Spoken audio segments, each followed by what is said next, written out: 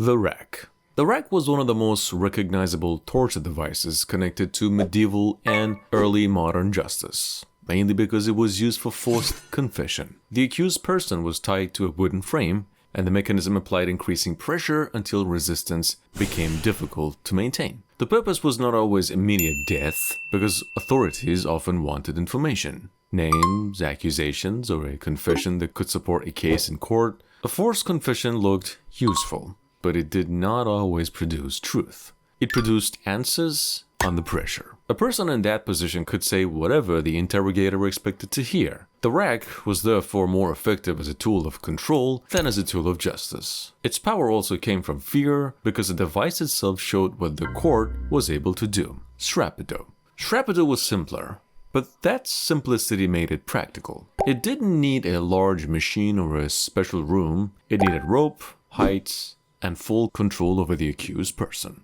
The hands were tied behind the back, and the body was lifted by the arms, creating extreme pressure and making resistance hard to continue. This method was often used during questioning because it was easy to set up and repeat. Sometimes a basic tool was enough when the authorities controlled the setting. The goal was usually to force speech, names, or confession. The interrogator decided when the pressure started and when it stopped, which left the accused person with almost no control. Strappado turned silence into submission through a very direct use of pain and fear. Scavenger's daughter. Scavenger's daughter worked in the opposite direction of the rack. While the rack stretched the body, Scavenger's daughter compressed it into a painful and restricted position. It was a compact middle frame, often associated with imprisonments in England and with places such as the Tower of London. Unlike public punishments, this device did not need a crowd or a platform. It belonged more to closed prison rooms and controlled interrogation spaces. Some methods were meant to happen behind walls,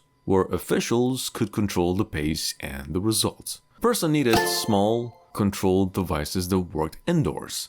The goal was not spectacle, the goal was pressure, confinement, and control. The breaking wheel. The breaking wheel was different from interrogation tools because it was both torture and execution, and its public nature was actually central to its function. The condemned person was placed with or near a large wheel, and the punishment was carried out in front of a crowd. This was not only about the person being punished, it was also about everyone watching. Public punishment in the medieval and the early modern world often worked as a warning system. Authorities wanted people to see what happened to serious criminals, rebels, or people presented as threats to order. The breaking wheel became fear because it turned punishment into a public display of power. The state controlled the body of the condemned person while the crowd witnessed the result. The message was direct. Authority was strong, crime had consequences, and resistance could lead to public destruction. Drawing and quartering. Drawing and quartering was one of the harshest punishments connected with treason, and it was not normally used for ordinary crimes. Treason was treated as an attack on the ruler, the crown, or the state itself, so the punishment was designed to be extreme,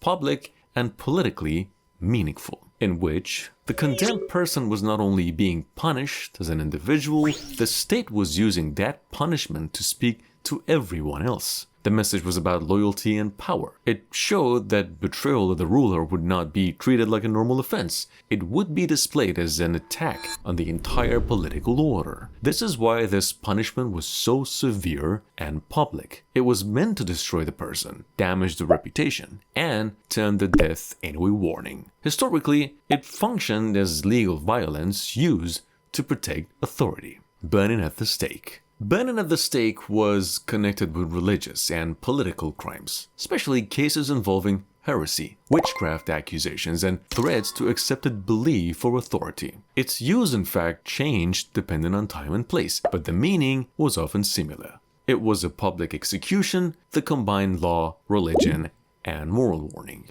Authorities could present it as justice, while religious leaders could present it as protection of the community's beliefs. That combination made it powerful. The crowd was not only watching a punishment, they were watching a message about what society considered dangerous or unacceptable. Once a person was labeled as a heretic, witch, or a traitor, the punishment could be framed as necessary for public order. It was about death, but it was also about control. Impalement. Impalement appeared in different regions and historical periods as well, and it was not limited only to the medieval world, but it became strongly associated with rulers who used terror as a political tool. The purpose was usually not interrogation, it was intimidation. The method was public and the display was central to its effect. The punished person became a warning to others, especially in situations invoking war, rebellion, conquest, or unstable rule. This made impalement different from devices such as a rack or the boots. Those methods were usually used to get information or force confession. Impalement, however, was more often about creating fear across a wider population. A ruler did not need to punish everyone if a few punishments were frightening enough to control many people.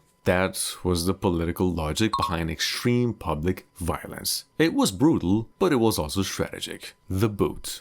The boot was a device focused on the foot, ankle, or leg, and different versions existed across different regions and periods. Some versions were made of wood, while others used metal, but the basic function stayed similar. The limb was locked inside the device, and pressure was added in a controlled way. This made the boot useful during interrogation because it targeted one part of the body while keeping the person restrained and available for questioning. There was a device, a process, an operator, and a clear goal. The goal was usually to make the accused person talk, confess, or give information that the authorities expected to hear. The boot did not require a public space or a large structure either, which made it practical inside prisons or court control rooms. Like many torture methods, it worked through imbalance. The pillory. The pillory was not usually as physically destructive as many other methods, but it was still an important punishment because it attacked reputation, status, and social identity. The person's head and hands were locked in a wooden frame, and they were placed in a public area where others could see them. The main goal was shame. In small communities, shame was not a small matter. A person's reputation affected work,